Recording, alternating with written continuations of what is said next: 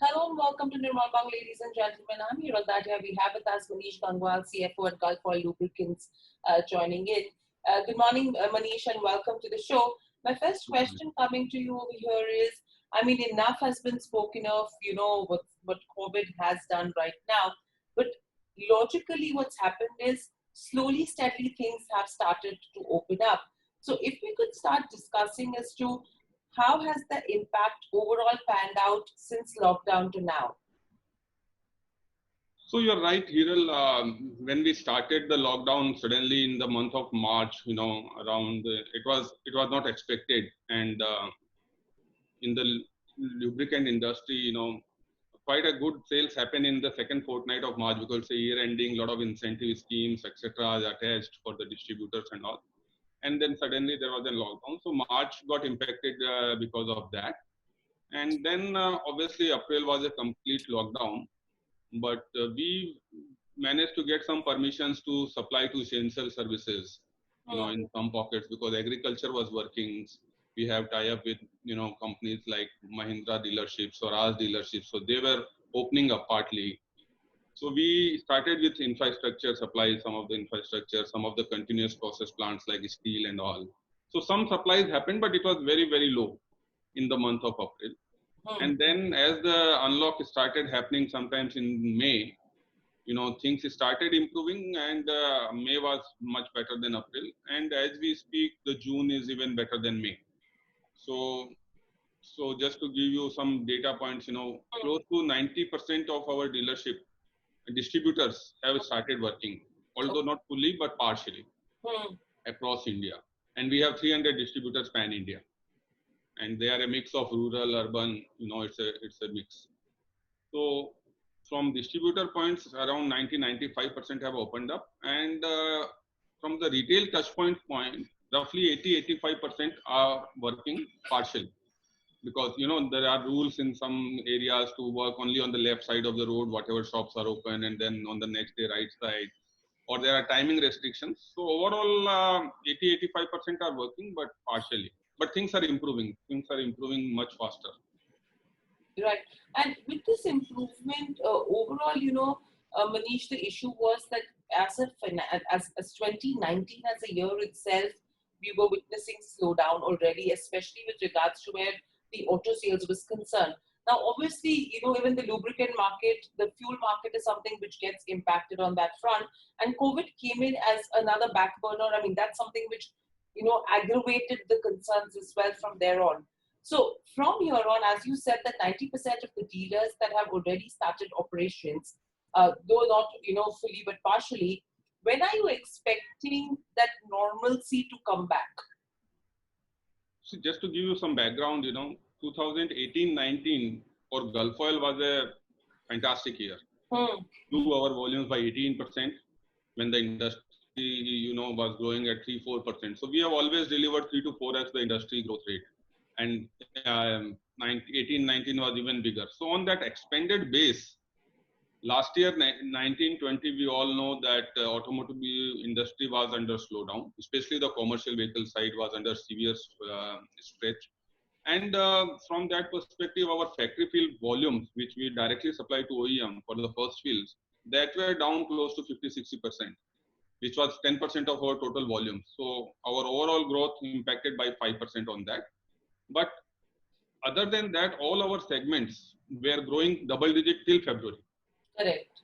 So we were again outdoing the industry and continued to outperform. But then COVID happened, which was completely unexpected. And as I explained, April, May, June, how the things have panned out. But to really say that when the things will become pre-COVID level is very difficult, because we are struggling to still see, a peak in the cases. We do not know whether there will be a second wave. So there are lots of ifs and buts, to be very honest. But what we are currently working on is a plan to see that at least the demand which is coming up, and some of them is a pent-up demand. We have seen the month of June that there is a pent-up demand because the vehicles have not moved out for 2 months, so there is a servicing requirement, then there is a oil change requirement. So there is a pent-up demand in the system. So that we have witnessed to some extent in June. Overall, when the things will be actually normal, it's very difficult to say at this moment. Right. But on this as well, I mean that's the biggest concern that everyone is looking at. In fact, not only the lubricant sector or the auto sectors across are worried about how the demand is going to pan out from here on.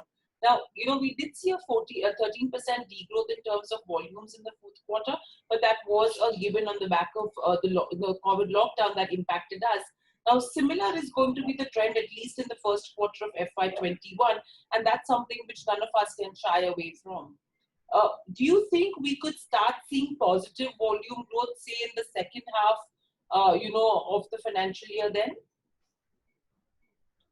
So we are quite hopeful of that, to be honest, because I think all these things ultimately has to settle down someday, and people will be more moving out. The lubricant demand is a multiplication of two things. One is the new automobile sales, which anyway is currently low and going to remain subdued for some time. But the second part, which is more important, is also the running of the vehicle. How much the vehicles are running, how much the industries are running. And 90%, 95% of our actually demand is replacement demand, replacement linked demand. So that we are quite hopeful that that will be normalizing faster or sooner than the first fill factory fill demand. So overall, from that perspective, we are quite hopeful that H2 should be much better than H1 overall. Right. And overall as well, in terms of where the OEM factory fill volumes go, what is the kind of trend you're picking up on that front right now? Because even right now, when we saw the June auto sales numbers that started to come in, as you mentioned, there is that pent-up demand uptick that we have been witnessing in the numbers as well. So, are you picking up any trend on the back of the OEM factory fill volume? No. So we are largely into commercial vehicle factory fill. So there the situation is still not improved at all. The numbers are 80% down still over last year low base. So of course last year quarter one was a very decent year for decent quarter for commercial vehicles production. So from that perspective, the base is looking, the degrowth is looking very sharp. But again, we believe that we are not into most of the two-wheeler or in terms of factory fill. What we service is the aftermarket for them in terms of agriculture, tractors. Aftermarket, the dealership demand has been very good in terms of agriculture, both for the month of May and June. And now we are seeing good demand coming in from the dealership of commercial vehicle also, which means that the vehicles or the commercial trucks have started moving more. And that is a good sign, again, from the replacement point. But first fill for us is only commercial vehicle, and that is still very low. Right. And, as you mentioned, across, agriculture as a sector has been doing well. And the anticipation is that the contribution of agriculture to the economy, GDP, is something that could help all of us from here on. But how is the demand, especially in terms of the infrastructure side? Infrastructure, again, is at, I would say, 70% level. So it has picked up. April was low, but May was good, and June has been even better. So there the demand is picking up. The challenge is also of the labor. The sites are facing labor challenges. We know that the migrant labor moving out was a big challenge. They are slowly coming in as we are hearing from the sites. So there is an increased uptick happening, but overall the collection have been good. So one of the things which we are seeing, and that is a precursor to seeing a demand going forward. So the collection for the month of May and June have improved significantly for us from across the sectors and across customer categories, which means that they are getting the money rolling in, and which is a sign that we see that again the demand going forward should improve from here on further. Right. And interestingly, all the B2C segments have seen good liquidity coming in this COVID period on the back of the cash sales that were happening. And I think that's something which has come in as a support as well to all the B2C driven companies. But overall, with this, in terms of where the factories go and all, what's the kind of utilization are we working at right now, Manish? So, you see, we have two plants. One in which is in the western part and another in the south in Chennai. So both plants were working, although at a slightly reduced category depending on the demand. And we also carry a lot of finished goods across our warehouses. We have pan India 32 warehouses, and some of them are very large to cater to the local demands. So we carried close to 35 days of inventory in our warehouses. So that was already there. And on top, our both plants were working, although not at the full capacity, as we all know, because the demand is slowly picking up. I would say one plant was working at around 70-80% capacity for the month of June. But another plant got shut down again because Chennai, there was partial lockdown announced in the middle of the month. Correct. And so that plant, of course, we are operating with permission, but at a 30% capacity. But we have sufficient stock in the pipeline to cater to all the demand which is coming. Right. And overall as well right now, Manish, if you have to talk about the kind of slowdown that we are witnessing, in case, just, as a precursor, if things don't really normalize as expected, what's the kind of degrowth that you're pricing in terms of FY21? Again, it will be very difficult to give a particular number, but some of the industry experts which are there and the reports came out in the month of April. They were projecting the industry demand to go down by degrowth of close to 10 to 15% this year. Of course, we as a company have always outperformed the industry. Correct. And but this report I'm talking about is of April, and since then the lockdowns were extended. And what they've actually factored in terms of overall lockdown, we do not know. But what our target always is, and internally the team is geared up, is always to outperform 2 to 3x the industry. So the demand certainly will be at least 10% lower this year overall from industry perspective. 10 to 15% is what is our estimate. But how much we will end up at based on our past track record of 2 to 3x, that is something which we have to really see going forward, how H2 really is going to be. Right. And overall, with regards to expansion as well, the thing is what's happening is, we mentioned that agriculture as a sector is doing well. Rural India is something which everyone is saying that's going to be something which is going to bounce back faster. You have the tier 2, tier 3 cities which are going to bounce back faster. So as an expansion strategy, I know you've already been expanding really well in the rural markets, but would you continue to do the same to negate the negative impact of COVID so that the moment rural markets bounce back, you're up and running?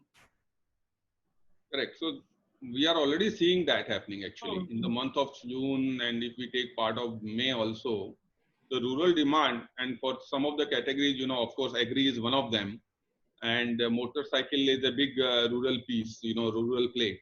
So both these sectors, we are seeing the pickup have already in the month of June, more particularly.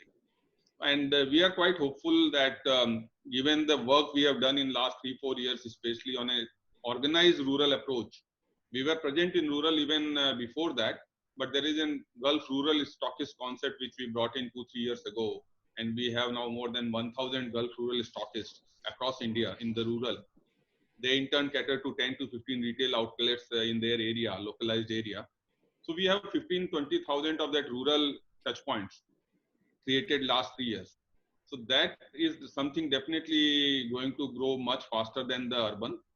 And all the companies, including us, are looking at that as an opportunity. And we are focusing and geared up to cater to that rural demand. And as we are hearing, the monsoon is good, going to be normal, near normal. And there is this agriculture, which is the crop is going to be one of the best in the recent times. I think rural is going to be a sector to watch out for, and we are clearly geared up for that. Right. And Manish, are you expecting to gain market share, especially in the PCMO segment, taking that people will move towards personal mobility, taking social distancing norms into consideration? Yes, so personal mobility again has always been growing faster than the overall segment, and we have complete range and complete product portfolio as well as focus. So we are quite hopeful again on personal mobility, which is going to grow better than the overall piece. So the product mix side, again, there should be an improvement because of the personal mobility being a core area going forward because of social distancing, and people definitely going to use more of personal vehicles. Right. And do you think that the uptick that we could see with regards to where the PCMO segment is concerned, will that be able to negate the delayed pickup in the DEO segment? So for us, the PCMO segment is very low as a percentage as of now, and it has been a focus area. We have been growing it much faster than the industry and our own growth in terms of, just to give a data point, last year we grew our PCMO by 30% nearly, even in spite of this tough challenging environment. So, but it is a low base. So for us to have a meaningful impact will take time, but certainly this is going to grow much faster, this PCMO for us going forward as well. But to negate the impact of overall DEO, because DEO is a large piece, motorcycle is a large piece. Motorcycle, again, we are seeing a good pickup now, and if that continues, that will also be helpful in personal mobility overall. Right. And with this, how is the sales happening, Manish? Trying to understand, because from the retail perspective, B2C segments, they were facing issues because obviously when the salesman had to visit the retail touch point, that was something which was missing. And majority of your retailers and distributors have been used to that personal touch from the salesperson coming, meeting them, speaking to them. Not everyone is really used to, placing orders on a phone call, placing orders online. Are you seeing a shift in that trend as well? Certainly. So we have started connecting our retail touch points, and our sales force has been actually during the lockdown period connecting them over WhatsApp calls and over, phones, and even Microsoft Teams, Zoom calls. So even remote retailers are gearing up to this digital thing, and in fact we also started our app for online order placing for retail touch points. So they are all on app. Our mechanics are on our mechanic app. So all those people have really taken up this digital in this moment of crisis as an opportunity, and they have learned really well. So we are connecting through this piece very well with them. Of course, the personal touch is a different thing altogether, but the process has begun, I think, towards a digital conversion overall, that the entire supply chain, not entirely, but yeah, it will be taking a shift towards digital connectivity for sure. Right. And very lastly, overall, Manish, if you have to look at FY21 as a whole, I mean, no one's able to really ascertain right now what the growth numbers are going to look like, where is the sales going to come from, whether it's coming, not coming. But internally, what are you prepared for? I mean, is it that the second half, because there are some industries where everyone's confident that, yeah, the second half will probably make up for the loss of the first half of the year, but there are some industries where that cannot really happen. Where would Gulf Oil Lubricant really fit into that bracket? And are we expecting FY22 also to see a spectacular rebound then? So, as I mentioned earlier, very difficult to project how the things will pan out from the sales side. What we are doing is that whatever demand is coming our way, and we are going to tie up with new OEMs. You will remember that we tied up with new OEM Piaggio so that supply started from January, and that will add up to some volumes for us. And we continue to work with our B2B customers in a very, very close connective way. So overall, all the demand which is we can tap, we are open to tap that, and we are actually aggressive on tapping that. And in fact, we have got good wins during lockdown also in terms of some of the B2B customers and all. So overall, from the sales point of view, while we cannot project the number, what we are also doing is we have reworked every line item of our cost. So A&P, which is a advertisement promotion, which is a 6 to 7% of our top line in a usual year, there is a lot of variability or variable portion attached to that. So that, of course, we are looking as an item which will recalibrate depending on how the things move. There are other fixed costs which we are trying to see how much we can variabilize that fixed cost, so that we can still continue to face, even if the sales doesn't pick up to the expectation, we will be able to sail through these tough times in a much better way than by working on the cost side as well. Plus, there is a base oil. Oil is down. We know that crude Correct. went down. So how much base oil also has corrected, which is a key raw material for us. So there will be some pass on there to end consumers and customers. But if there is a possibility on that side to retain some margin there, that also should help in this tough period. So Right. both from cost side of raw material as well as from our fixed cost side, we are quite aggressively looking at each item. So that should also help. Right. And Manish, lastly, in terms of, as you brought up the conversation about oil as well, what are the kind of rates are you, averaging out in business right now for FY21? Because a lot of analysts that we speak to as well are of the opinion that probably it could range, maximum peak we could see is around $50 to $55 a barrel. And what's the minimum and maximum that we are pricing in? So base oil for us, is a derivative of crude. It's not directly linked in terms of crude oil and pricing. There is a lag effect, and then there is a demand supply for each grade of base oil, which influence the pricing.